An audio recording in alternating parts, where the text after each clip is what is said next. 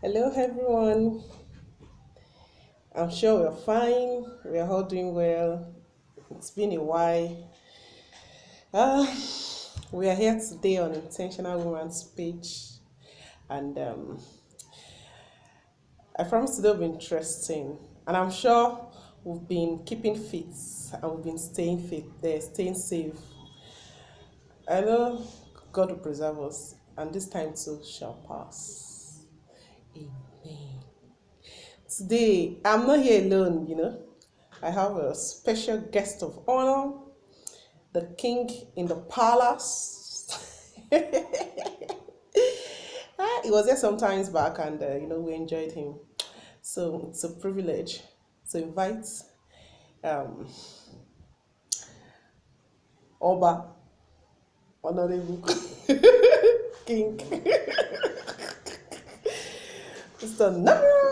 Thank you very much for having me again. It's You're good to be here. welcome. You're welcome. You look good. It's a function of your handiwork. Uh-huh. Okay.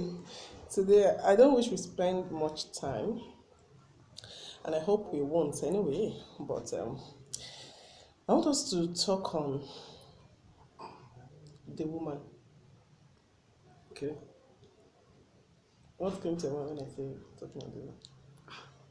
The aspects that you'll be wanting to speak on. Okay. All right. So today I want us to talk on the woman in the man. Okay.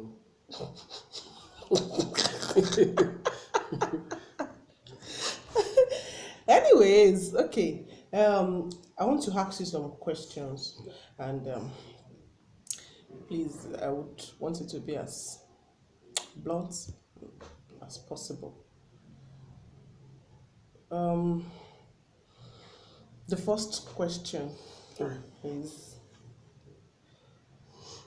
what does an average man sees, or what comes to the mind of an average man when he sees a woman, any kind of woman?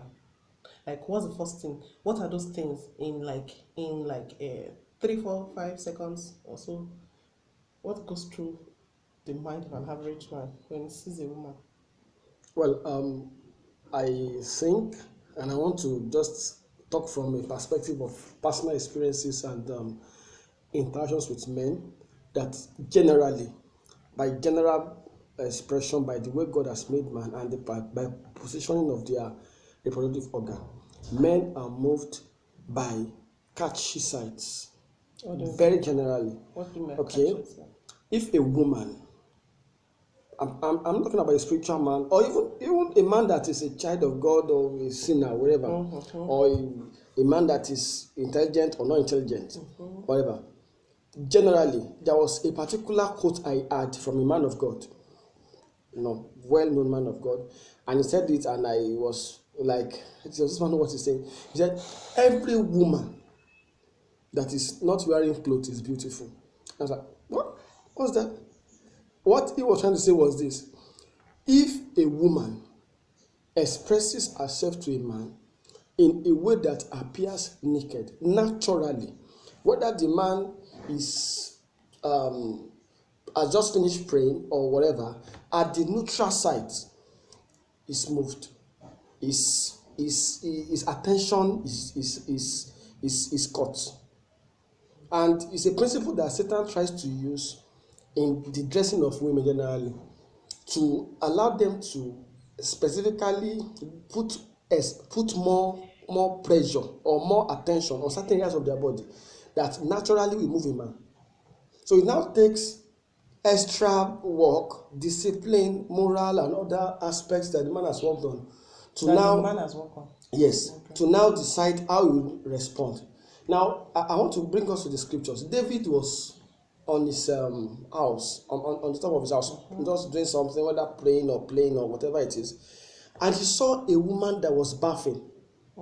Now, the woman did not, I'm not sure the woman had the intention of seducing David. Not. Because from scripture, because Bathsheba is a good woman. She was not even aware that he was looking at her. The Bible never said she knew whether, and of course there was no intention that I'm coming to baffle David, come and see me. But by the neutral attention that she caught, that she aroused in David could not resist what she saw. So naturally, when a man sees a woman that is appearing attractive, let me use that word, or that appears to express a level of likeness, whether in the way she relates, communicates, expresses issues, this with matter, or probably is attend to issues, or does something that appears catchy, the man's attention is caught. Okay, sorry. I'll have to stop you at that point. Okay. Now, based on what you've just said, I've listed two things. There are some parts of the body of a woman that attracts a man. Natural. So it's not by what she even puts on now. Abi? Well, sometimes it depends on what she puts on, and sometimes it does not depend. Okay. The factor that makes it depend on what the woman puts on is that the part of the body and what she puts on expresses it. And sometimes the woman actually dresses such a way that naturally that part is even protected. But there are some patterns that when she puts on some of those things, naturally those parts are given more attention. And I will be very blunt here. Any man anywhere any man anywhere naturally will be moved at cleavages. Okay. Any man anywhere will be moved when there's tight hips. Naturally, it's neutral. It's so a common sense. You will now be the one that will now decide to, all right, okay, I don't want to think about this. I'm going to delete this from my mind. It's not an issue. My wife is more beautiful than this. He has to begin to wire his mind against it or avoid such sights. And that's the reason why for a normal child of God, a natural child of God, it's important that the man has already understood what he wants and what he doesn't want. The Bible talks about Job. He said, I've made the covenant with my eyes. I'm not going to look upon a maid. Because if I look upon a maid, even if I'm holy, and I keep on looking on a maid, something will attract me. And if that thing attracts me, I could be moved. So he said, I will not look upon a maid. I will not allow myself, even if I see myself looking, I will take my eyes away. And so, naturally, when those parts are expressed to a man, whether the woman intentionally did it, or it was a mistake, or it was just dressed on her own, or whatever, the man's attention is caught. It will now take further steps to neutralize those things. So apart from that, you also said something about how the woman expresses herself, how she expresses what she has in her mind, in upstairs, yes, intelligence-wise. Yes. Does that in any but, way? Well, generally, every man. I thought there are some men that they are always threatened by when they meet some women that are. Well, the thing is this: it depends on the context. Every man naturally, I'm saying this by personal experience and general interaction. Okay. Every man likes to be competed with, competition. Not necessarily that they like to be fought against, but they like to see someone that can put them on the run, give them a sense of like I'm stronger, I'm tougher than you. Now, when it comes from a woman, it calls the attention of the man. Wow, what's this about this woman? And then it gives them a sense of let me talk to this woman. Now, in our class normally, where you find a lady being the first in class, being second in class, sometimes there are men in the class that they are like, wow, and then they begin to put pressure. Sometimes they get close to those ladies, and because what is making you to be knowledgeable? What's giving? And some of those women too, they have their pride, they have their ego, and all of that. So they want to set themselves apart and give some level of classiness and all that. So naturally, men like this sense of somebody trying to give them a level of competition. They want to see that. It attracts them. Well, do they love the woman? Is it that it's a likeness? It's an attractor. Okay. A level of sharpness, a level of intelligence, a level of showcasing a high class of knowledge, a level of communicating at the level that the man is communicating. So it's possible a man fall in love with a woman from that angle? Yes, it's possible. As long as the thing continues to move from that point. Okay. Now, I want to give a generic example now. Okay. A man gets married to a nurse, for example, a doctor gets married. I'm just giving an example as a general picture. And then when the doctor is talking about surgery in the hospitals, and now it was the wife is saying in fact, and it was also communicating. Naturally, the man feels this woman is in my class. But by the time he come and he starts saying the surgeon say please beg the salary that they give, and he's just watching that discussion, seeing other things. If another lady, another female doctor around him is communicating at the same level, and whenever he feel like chatting, he can relate to that. Thank you very much. I'm sorry. He can relate to that with the other female colleague at the same part. They can discuss surgery, they can discuss. It will be natural that the discussion with the wife will drop. And the discussion with the other lady that is always trying to raise issues on it, general issues will actually come up, and then they begin to relate on it.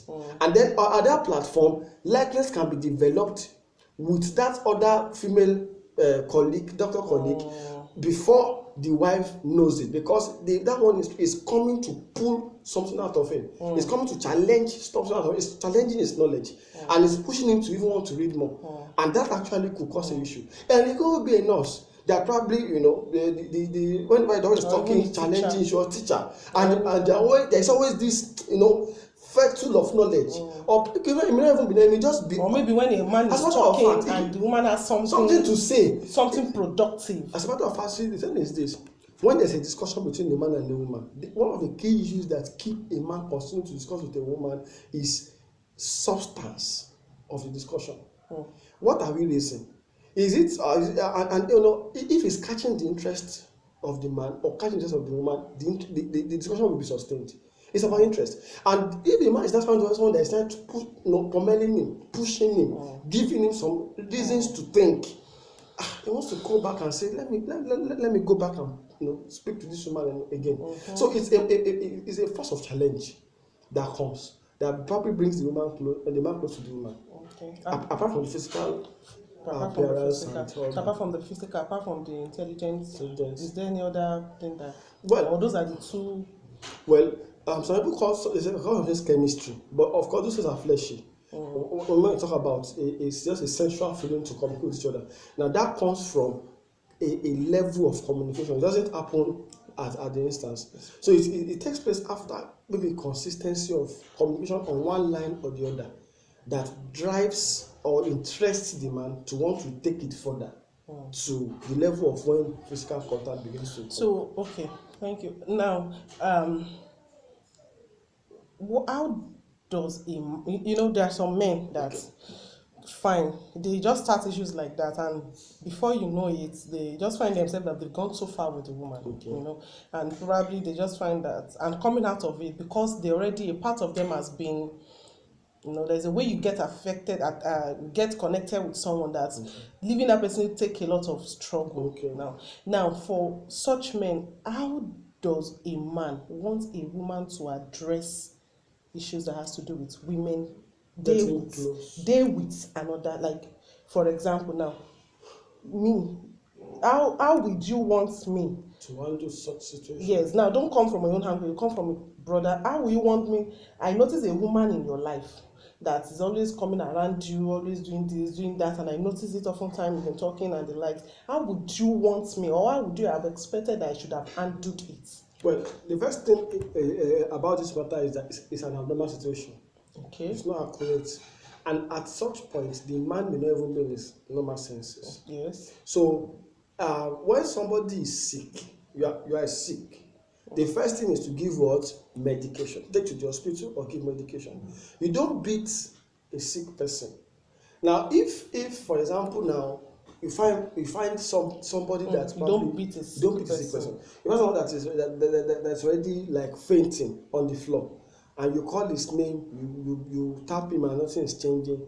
You want to find a way of probably doing resuscitation and all that, so that you can give medication for the person to come to life and all that. So the first approach that a man that will least affect a man, that will cause that will least bring any change, or that will not bring any change, is nagging.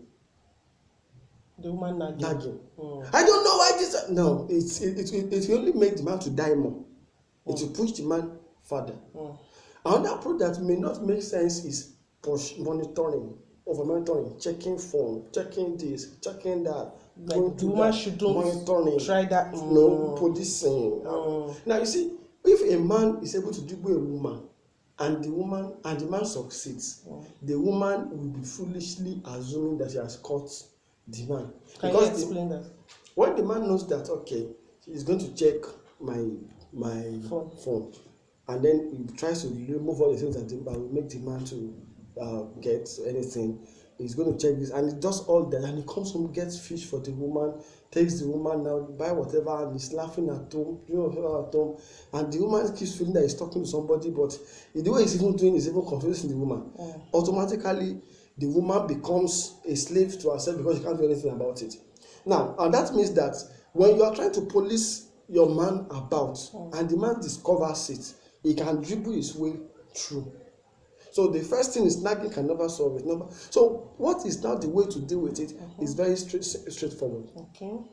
It has to come with the acknowledgement that there's an issue from the angle of the woman. Okay. And it comes from the spiritual angle. I tell you the truth, if a woman will not be ready to pray about the matter, the woman is wasting time. Wow. Yes. He has to really let God get involved in the matter. There will be a divine approach. The other way is to relate with the man in love. Now the point. Now I'm taking it from first step 1, which is prayer, to like 4 steps. So now what you are saying now is the woman, anything emotional should first of all die. It should not come from emotions. The woman should not even apply any form of emotion at all. Emotions. Okay. Just come down. Okay. Speak to God. Okay. Let God know that you are not happy about even it. In that state, that state of fault, pour it to God.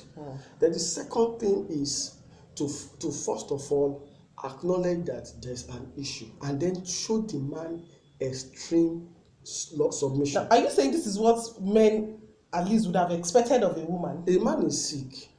Okay. So the man, even whatever the man is expecting, the man will not even want the woman to know naturally. Okay. So when there's a threat of aggression from the woman, it pushes the man into himself more. Okay. It makes the man to like sunken. So the man sometimes will be expecting reactions if he probably discovers that he plays of hanky-panky. Okay. And then when he's not seeing reaction, he gets turned.